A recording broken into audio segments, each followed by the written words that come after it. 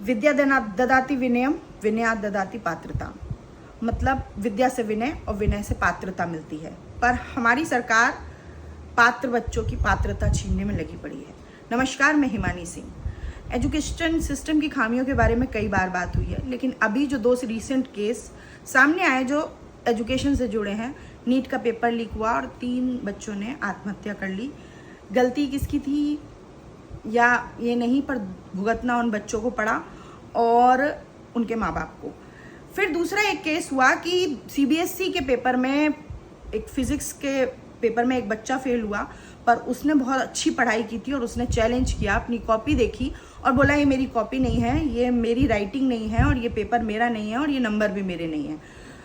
ये कह के उसने अपनी बात को कहने का प्रयास किया, पर उसकी किसी ने नहीं सुनी, तो उसने ट्विटर पर अपना ये समस्या पोस्ट की, एक अकाउंट बनाया।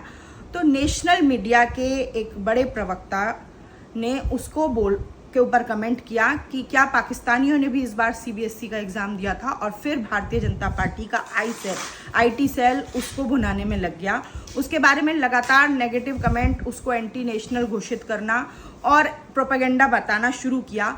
हालांकि बाद में सीबीएसई ने पूरी तरह स्वीकार किया कि हाँ, उस बच्चे के साथ गलतफहमी हुई थी, गलती हुई थी।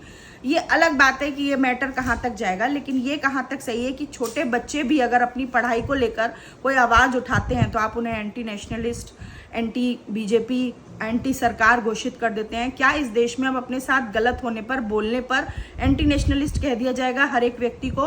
क्या अब अपनी आवाज़ उठाना हमारे लोकतंत्र का जो सबसे ज़रूरी हिस्सा था, जिससे हमने अंग्रेज़ों से आज़ादी पाई थी, अब वो ख़त्म होने वाला है? क्या अब किसी के साथ गलत हो तो उसको चुप होकर बैठना पड़ेगा, वरना आप सोशल मीडिया पर उसके खिलाफ एजेंडा चलाएंगे और उसे खुदकुशी करने के लिए मजबूर करेंगे? इसके बारे में हम सबको सोचने की ज़रूरत है, क्योंकि कल किसी के साथ भी ये सब हो सकता है। धन्यवाद।